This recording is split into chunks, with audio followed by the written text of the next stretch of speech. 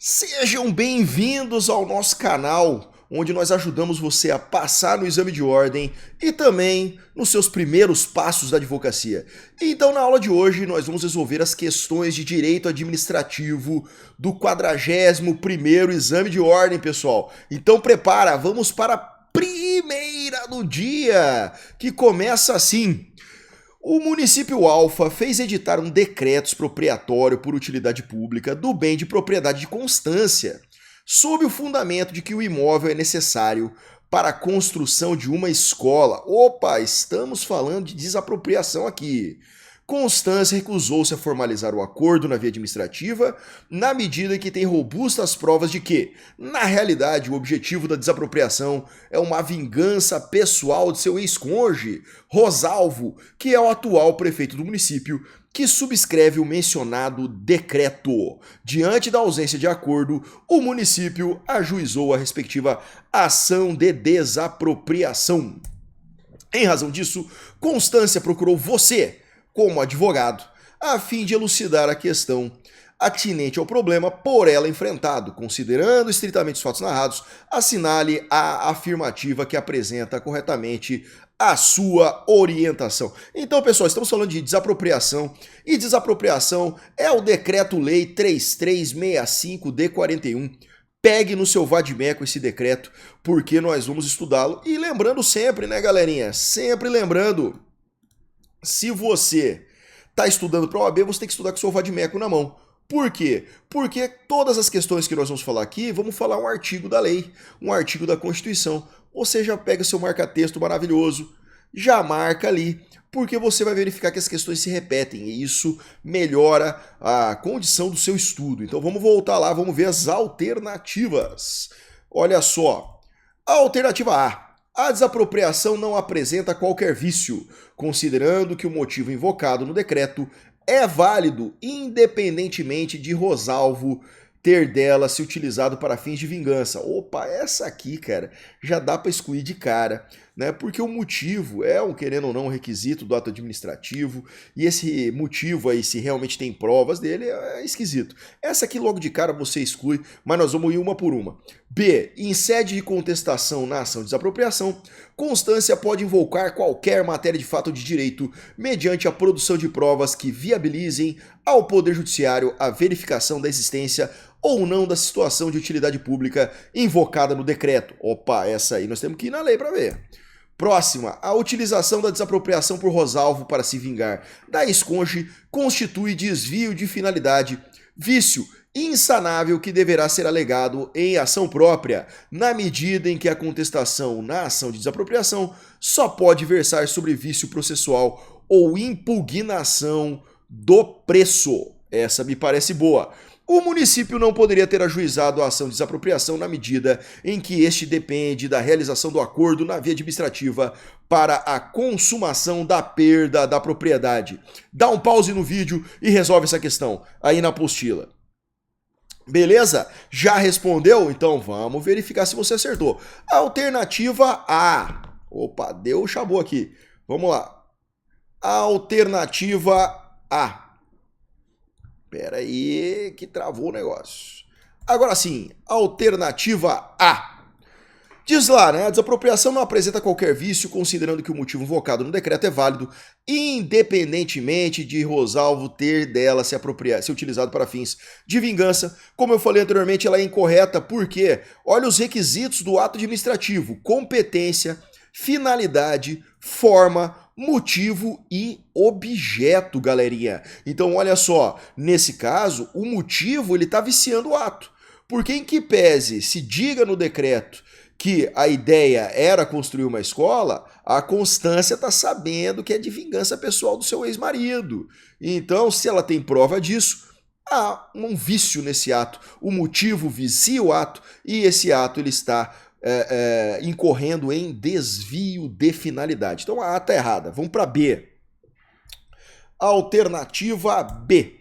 Em sede de contestação, na ação de desapropriação, Constância pode invocar qualquer matéria de fato ou de direito, mediante a produção de provas que viabilizem ao Poder Judiciário a verificação da existência ou não da situação de utilidade pública invocada no decreto. Tá errado, porque olha o que diz o artigo 20 do Decreto-Lei 3365 de 1941. Diz o seguinte: a contestação só poderá versar sobre vício do processo judicial ou impugnação do preço. Qualquer outra questão deverá ser decidida por ação direta. Então, nesse caso, Constância tem que promover uma ação anulatória, justamente para questionar o motivo do ato administrativo e seu desvio de finalidade. Então, a B está errada. Vamos para C. C tá ali marcadinho como verde, é a correta. Vamos ver o que diz. A utilização da desapropriação por Rosalvo para se vingar da ex-cônjuge constitui desvio de finalidade, vício insanável que deverá ser alegado em ação própria, na medida em que a contestação na ação de desapropriação só pode versar sobre vício processual ou impugnação do preço. É justamente o que falamos, né, tanto na alternativa A quanto na alternativa B. Então há um desvio de finalidade por vício no motivo e Constância, nos termos do artigo 20 do Decreto-Lei 3365 de 41, deve promover uma ação própria, porque na contestação não cabe esses argumentos. Então a C é a correta, vamos para a D, né? Só para desencargo de consciência, vamos lá. A D diz o seguinte: o município não poderia ter ajuizado a ação de desapropriação na medida em que esta depende da realização de acordo na via administrativa para a consumação da perda da propriedade. A alternativa está errada, porque olha só o que diz o artigo 10 do Decreto-Lei 3365 de 41. Está na sua tela. A desapropriação deverá efetivar-se mediante acordo ou intentar-se judicialmente dentro de 5 anos contados da data da expedição do respectivo decreto, e findos os quais este caducará. Então, quando você pega aí, né, a partícula de ligação ou, mediante acordo ou intentar-se ação judicial, é excludente, é um ou outro, ou pode ser os dois. Tá? Então aí cabe à administração pública escolher qual é o método mais eficaz para ela, né, no princípio ali da discricionariedade. Então, nesse caso, a D está errada, porque pode se ingressar diretamente com a ação de desapropriação, não necessitando a via administrativa. Então, para consolidar o conhecimento, você acertou aí? A C é a alternativa correta, como está na sua tela. Beleza, pessoal? Então, lembrando sempre, pega aqui, ó. Temos a nossa apostila aqui, o link tá aqui embaixo, tá? Onde tem só as questões, tem também os slides lá para você, tudo em PDF, para que você possa justamente acompanhar as aulas, mas é importantíssimo você acompanhar com o seu Vadmecum. Então vamos lá, vamos para a segunda de hoje. Vamos para a segunda que diz o seguinte, questão 2. Evandro Santos, prefeito do município Gama, tem dúvidas acerca da operacionalização do controle externo do julgamento das contas que deve anualmente prestar ao Legislativo. Porque, lembrando, lá no direito constitucional, o Poder Legislativo ele tem como função secundária fiscalizar o prefeito, tudo bem? Ele tem que fiscalizar o prefeito, nesse caso aqui do município. Então vamos lá. Em razão disso, questionou sua assessoria jurídica acerca dos trâmites necessários para tanto. Sobre a situação hipotética apresentada, assinale a opção que apresenta a resposta correta a ser dada pela assessoria. Então estamos trabalhando aqui como controle externo, né, nesse enunciado, mas o enunciado ele não pergunta nada, ele só traz ali uma situação hipotética. Então temos que analisar alternativa por alternativa. Vamos lá. Alternativa A. O julgamento das contas será realizado exclusivamente pela Corte de Contas competente. Opa, me parece boa, mas fica tranquilo que nós vamos analisar uma a uma. B. As contas anuais serão prestadas e julgadas exclusivamente pela Câmara Municipal, independentemente da atuação da Corte de Contas. C. O julgamento das contas anuais caberá à Assembleia Legislativa do Estado, a que pertence o município Gama. E D. O julgamento das contas dependerá da elaboração de parecer prévio da Corte de Contas competente, cuja conclusão só deixará de prevalecer por decisão de 2/3 dos membros da Câmara Municipal. Então, vou te dar um minutinho para você responder, pausa o vídeo e responde aí. Respondeu? Então vamos ver se você acertou.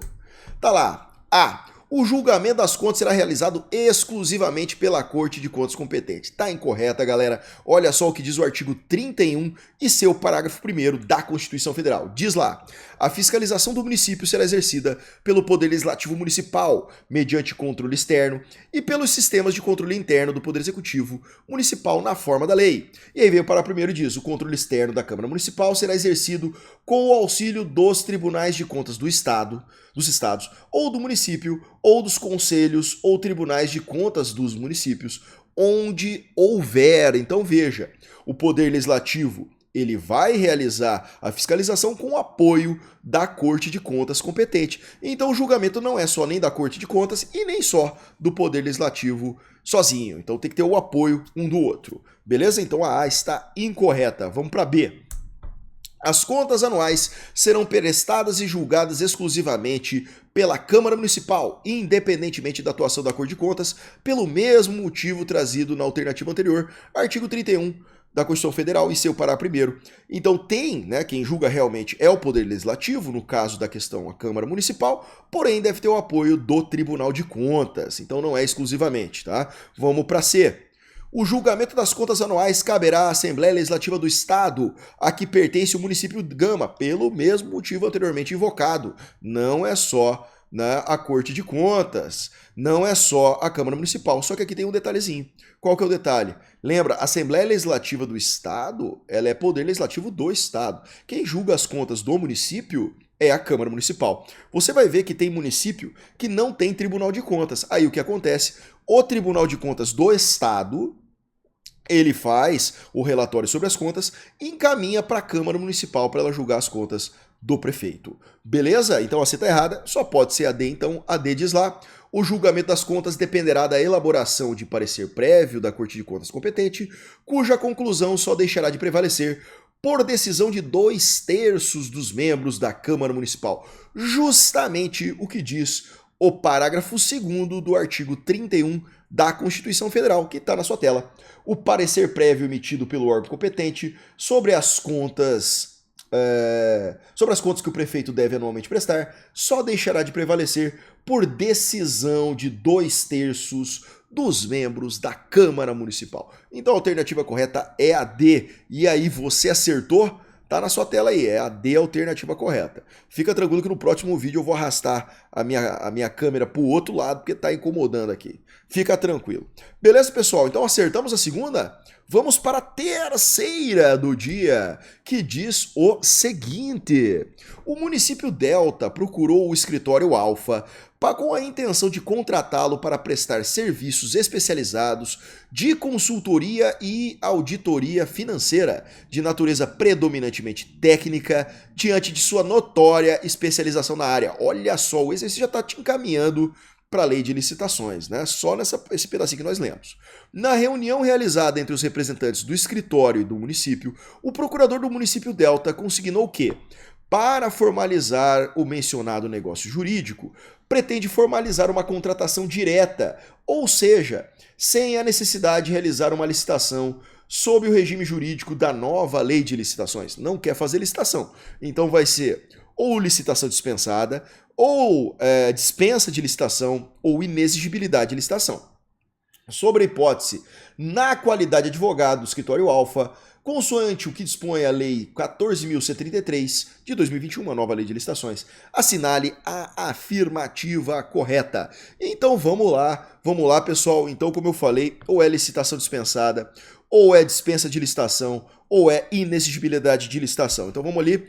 Licitação dispensada não é, porque a licitação dispensada é quando a administração pública ela quer vender bens, quer vender um imóvel, por exemplo. E um caso de licitação dispensada é quando a administração vai vender um imóvel para outro órgão público. Por exemplo, a União vai vender um imóvel para o município de Campo Grande, como é o nosso caso aqui, tá? Aí nesse caso, realmente a licitação é dispensada, tá? Então a gente vai estudar aqui os casos de dispensa de licitação e inexigibilidade de licitação. Na Lei 14.133 de 2021, a dispensa de licitação está prevista no artigo 75, tá? E o que é a dispensa? A lei desobriga a administração de realizar o procedimento licitatório, mesmo quando a competição ela é possível. E a dispensa ela só vai acontecer em situações excepcionais. E quando você pega o artigo 75 da Lei 14.133, pega aí, você vai ver que o rol de dispensa de licitação é um rol taxativo, ou seja, só naqueles casos que realmente pode haver a dispensa de licitação, que são situações excepcionais, como por exemplo calamidade pública, joia? Questão de guerra, compra de material bélico para manter a padronização do exército, são situações excepcionais e que aí a lei faculta o administrador a não realizar a licitação. Já os casos de inexigibilidade de licitação estão previstos ali no artigo 74 da Lei 14.133, tá? E aí, nesse caso, a licitação ela é impossível ou desnecessária. Por quê? Porque é uma inviabilidade de competição. Ou seja, o objeto a ser fornecido é único. O prestador de serviço é só ele que presta aquele serviço. Então, se você abrir uma licitação, só aquela pessoa viria. Como por exemplo, você vai contratar um show. Tá? O prefeito municipal vai contratar um show para comemorar o aniversário da cidade. Aí ele quer contratar um artista, vamos colocar aqui, Justin Bieber. Tá? Então se ele abrir um edital de licitação, né, quero contratar o Justin Bieber. Quem que vem? É só o Justin Bieber. Então essa licitação ela é inviável, porque não há competição. Porém, tem vários critérios que devem ser seguidos para realizar essa contratação direta, tá? Que aí nós vamos estudar nas próximas questões. Então, já sabemos aqui que, no caso, ou cabe dispensa ou cabe inexigibilidade, pelo que o texto nos traz, né? Só analisando o texto, querem contratar um escritório de advocacia, né, realizado em consultoria e auditoria financeira, tá? Porque ele tem uma notória especialização na área. Então, nesse caso, se você pegar o rol do artigo 75, não tem esse tipo de contratação direta lá. Então não é dispensa de licitação, só pode ser inexigibilidade. Vamos para as alternativas uma a uma. Tá lá. A licitação não é exigível, devendo ser considerada de notória especialização a sociedade empresária, cujo conceito decorre de estudos, desempenho anterior, publicações, organização, equipe técnica ou outros requisitos relacionados às suas atividades, permita inferir que seu trabalho é essencial e reconhecidamente adequado à plena satisfação do objeto do contrato. Veja, a A me parece muito boa. Vamos para B. A licitação na modalidade concurso é necessária. Não, concurso não tem nada a ver com esse caso, porque o concurso ele é realizado quando a administração ela quer adquirir, por exemplo, obras de arte ou artigos científicos escritos. Então, já corta a B logo de cara, tá? Vamos para C. A licitação pode ser dispensada, devendo ser considerada de notória especialização a sociedade empresária apta a prestar serviços contratados pela administração pública para a manutenção da atividade administrativa decorrentes de necessidades permanentes ou prolongadas. Tá errado por quê? Porque já vimos que lá no artigo 75 não tem, né, esse caso de dispensa de licitação.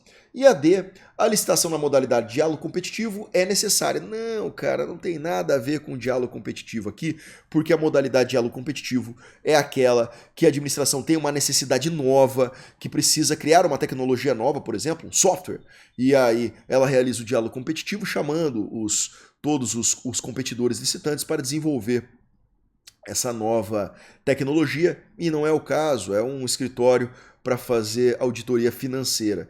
Então, pessoal, resolve a questão, mas já dei a dica, né? Muito provavelmente a A, vamos verificar aqui, né? A A é a correta mesmo, porque traz lá o artigo 74, né, da Lei 14.133, diz lá o seguinte: é inexigível a licitação quando inviável a competição, em especial nos casos de. Aí você pega o inciso 3, que diz: contratação dos seguintes serviços técnicos especializados de natureza predominantemente intelectual com profissionais ou empresas de notória especialização, vedada a inexigibilidade para serviços de publicidade e divulgação.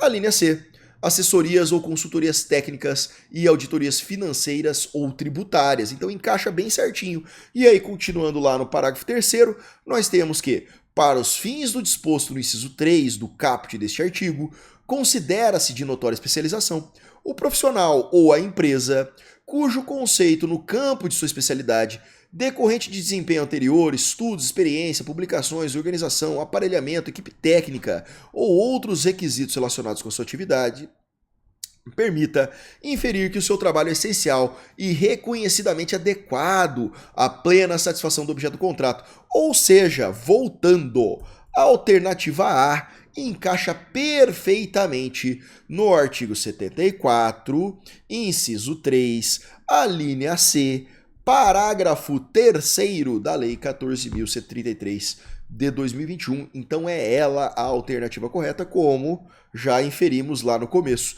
E aí, você acertou? Tá lá, é a alternativa correta. Beleza? Como é que estão indo aí? Acertando tudo? Tem que acertar tudo, pessoal. Ó, se tá servindo para você essa aulinha, não esquece de compartilhar, se inscrever no canal, tudo bem? E dar o like para que a gente continue lhe ajudando e ajudando outros a passarem no exame de ordem. Então vamos continuar aqui, questão 4. Chegando ao final, né? Falta a questão 4 e questão 5, porque lembrando, administrativo são 5 questões no exame de ordem. Então vamos lá. Há mais de 10 anos, o município Delta trava uma batalha judicial com a sociedade empresária Ypsilone, em decorrência de uma construção irregular, que apesar de não causar qualquer tipo de risco, não logrou obter a devida licença administrativa por violar formalmente as normas vigentes, mas que trouxe diversos benefícios sociais e turísticos para a coletividade. Opa, temos um problema aí, né? Um problema porque a construção está irregular, mas trouxe benefício, né? Em decorrência do clamor público, o prefeito do município Delta determinou a realização de uma consulta pública para viabilizar a celebração de um compromisso que encerrasse a situação jurídica contenciosa com vistas a melhor atender ao interesse geral. Opa, então o prefeito quer resolver a situação através de um acordo. Vamos lá. Em razão disso, os representantes da sociedade Ypsilone buscaram você, como advogado, com o objetivo de esclarecer se a conduta do prefeito está adequada ao ordenamento jurídico, notadamente no que concerne às normas de interpretação e aplicação do direito público. Diante da situação hipotética, com base na lei de introdução às normas do direito brasileiro, a famosa LINDB, assinale a opção que apresenta corretamente a sua orientação sobre a mencionada consulta. Então o exercício já está te falando. Pega a sua LINDB aí e vamos direto a ela. Diz lá o seguinte, artigo 26 da Lei de Introdução às Normas do Direito Brasileiro, a antiga Lei de Introdução ao Código Civil para quem é mais velho. Diz o seguinte: para eliminar irregularidade, incerteza jurídica ou situação contenciosa na aplicação do direito público, inclusive no caso de expedição de licença, a autoridade administrativa poderá, após oitiva do órgão jurídico e, quando for o caso, após a realização de consulta pública e presentes razões de relevante interesse geral, celebrar compromisso com os interessados, observada a legislação aplicável, a qual só produzirá efeitos a partir da sua publicação oficial. E diz o parágrafo 1º, o compromisso referido no caput deste artigo, 1. Buscará solução jurídica proporcional, equânime, eficiente e compatível com os interesses gerais. Inciso 3. Não poderá conferir desoneração permanente de dever ou condicionamento de direito reconhecidos por orientação geral. Tudo bem? Então pode fazer a consulta pública e depois dessa consulta pública pode sim realizar um compromisso com os interessados, desde que seja observada a legislação aplicável e haja um relevante interesse geral. E no caso tem um relevante interesse, né? Que ali diz que tem uma questão turística, que a população ali gosta da obra feita. Então vamos para as alternativas. Alternativa A. É vedado ao município realizar o almejado compromisso com a sociedade Ypsilone em decorrência do princípio da indisponibilidade do interesse público. B. O referido compromisso poderá conferir à sociedade Ypsilone a desoneração permanente de dever reconhecido por orientação geral, diante do princípio da supremacia do interesse público. C. O compromisso pretendido deve produzir efeitos a partir da respectiva formalização, antes mesmo da sua publicação oficial, à luz do princípio da transparência. E D. O compromisso em questão deverá buscar a solução jurídica proporcional, equânime, eficiente e compatível com os interesses gerais. Um minutinho para você resolver a questão. Pausa o vídeo. Respondeu? Então vamos lá, as alternativas. A, né, tá incorreta, porque como lemos ali no artigo 26 da Lei de Introdução às Normas do Direito Brasileiro, o município ele pode fazer o compromisso sim. A B.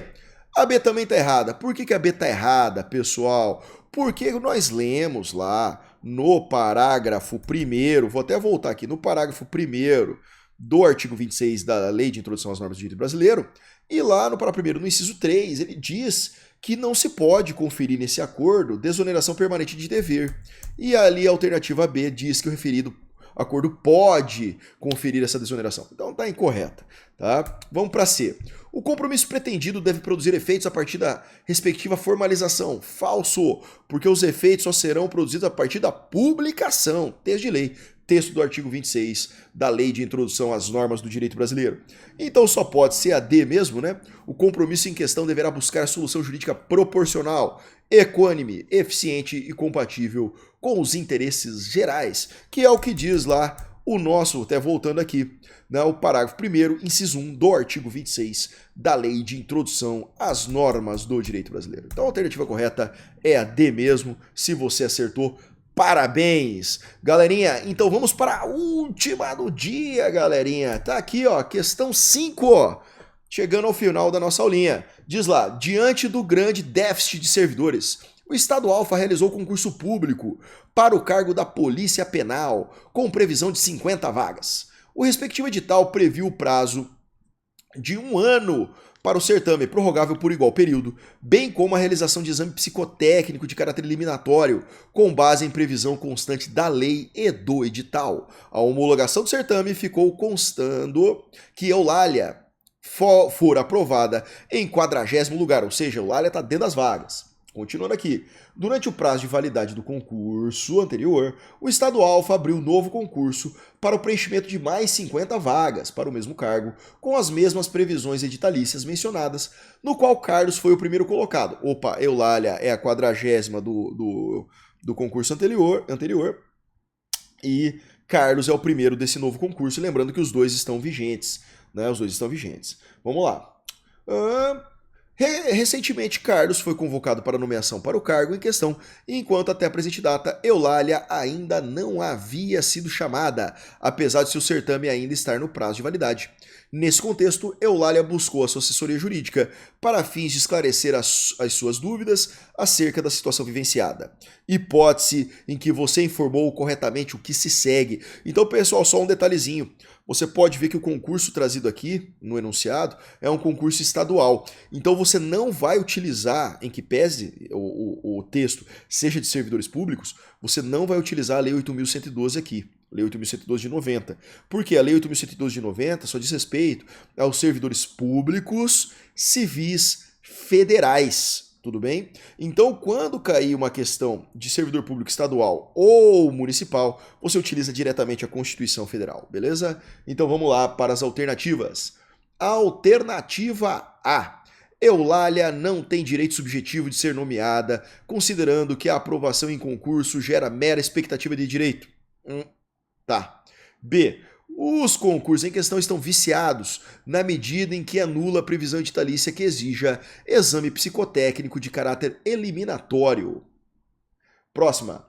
A convocação de Carlos caracteriza a preterição de direito de Eulália, já que ela tem prioridade de ser chamada sobre os novos concursados. Me parece boa. E D. O prazo de validade estabelecido para os mencionados concursos é inválido, pois a Constituição exige o prazo razoável de no mínimo 2 anos, prorrogável por mais 1 ano. Sei não, hein? 1 minutinho para você responder, pausa o vídeo. Respondeu? Bora lá então. Vamos dar uma olhada no que diz a Constituição sobre concursos públicos, né? Artigo 37. Então vamos lá, desde o caput até o inciso 4. Diz o seguinte: 37 caput. A administração pública direta e indireta de qualquer dos poderes da União, dos Estados, do Distrito Federal e dos municípios obedecerá aos princípios da legalidade, impessoalidade, moralidade, publicidade e eficiência. E também ao seguinte, inciso 1. Os cargos, empregos e funções públicas são acessíveis aos brasileiros que preencham os requisitos estabelecidos em lei, assim como os estrangeiros na forma da lei. Esse em lei é interessante. Por que é interessante, pessoalzinho? Pelo seguinte: quando ele fala que o requisito está em lei, a lei ela pode exigir, por exemplo, exame psicotécnico. Então, se o exame psicotécnico está na lei e está no edital, esse exame psicotécnico é válido, tá? Próxima. A investidura em cargo ou emprego público depende da aprovação prévia em concurso público de provas ou de provas e títulos, de acordo com a natureza e a complexidade do cargo ou emprego na forma prevista em lei, ressalvadas nomeações para o cargo em comissão, declarado em lei de livre nomeação e exoneração. Aqui a lei também, quando ele fala da complexidade do cargo e do concurso de provas e provas de títulos, também ali cabe o psicotécnico. O psicotécnico está na lei, está valendo. 3. O prazo de validade do concurso público será de até 2 anos, prorrogável uma vez por igual período. Então não é o prazo de 2 mais 1 ou 2 mais 2, é de até 2, prorrogável por igual período. Então pode ser 6 meses mais 6 meses, 1 ano mais 1 ano, 2 anos mais 2 anos. Não pode ser 3 anos mais 3 anos e não pode ser 2 anos mais 1 ano, tá? Tem que ser igual período. E o inciso 4 diz: durante o prazo improrrogável previsto no edital de convocação, aquele aprovado em concurso público de provas ou de provas de títulos será convocado com prioridade sobre os novos concursados para assumir cargo ou emprego na carreira. Ou seja, pode abrir concurso público, sendo que há um outro concurso válido, vigente ainda? Pode, mas aí o que acontece? Você primeiro tem que convocar todos os aprovados no primeiro concurso, para depois convocar os do próximo. Rapaz, vendo aqui o artigo 37 do inciso 1 ao inciso 4 ficou fácil, né? Então vamos para as alternativas. A. Eulália não tem direito subjetivo de ser nomeada. Falso. Porque se ela está no número de vagas, ela tem direito subjetivo sim de ser nomeada. E quando que ela deve ser nomeada? Até o final de validade do concurso. Caso até o final da validade do concurso ela não seja nomeada, mandado de segurança. Vamos para B. Os concursos em questão são viciados, na medida que anula a previsão ditalícia, que exige exame psicotécnico de caráter eliminatório. Falso. Por que falso? Porque nós lemos no 37 que, inciso 1 e 2, que se tiver na lei esse critério de avaliação e tá no edital, ele é válido sim. Então a B também está incorreta. Vamos para a próxima. A convocação de Carlos caracteriza a preterição do direito de Eulália, já que ela tem prioridade de ser chamada sobre os novos concursados. Perfeito, é exatamente isso. Por quê? Porque Eulália, em que pese tenha passado no 40º lugar do concurso anterior, ela tem essa prioridade mesmo que Carlos tenha passado em primeiro. Então convoca Eulália, convoca os 50, melhor dizendo, do concurso anterior, para depois convocar deste novo concurso, tá? E a alternativa D, o prazo de validade estabelecido para o mencionado concurso é inválido, pois a Constituição exige o período razoável de no mínimo 2 anos, prorrogável por mais 1. Ela é falsa, por quê? Porque o que diz a Constituição é concurso, prazo de até 2 anos, prorrogável por igual período. Então não é no mínimo 2, e também se for 2 não pode ser prorrogável por mais 1, tem que ser no mínimo, não tem que ser por igual período, no caso, 2 anos. Beleza, gurizadinha? Então estamos lá. A alternativa correta é a C. Gostaria de agradecer você que ficou até os minutos finais aqui da aula. E se você ficou, coloca aí embaixo. Coloca aí, serei aprovado, para eu saber que você chegou até o final de nossa aula e eu vou dar aquela curtida maravilhosa. Não se esquece de curtir esse vídeo, compartilhar para o coleguinha que também tá meio fraco em direito administrativo para dar aquele up no exame de ordem dele, tá? E também se inscrever no canal. Tá aqui os meus contatos para você, se você quiser conversar um pouco mais sobre o assunto, e te vejo na próxima aula. Tchau!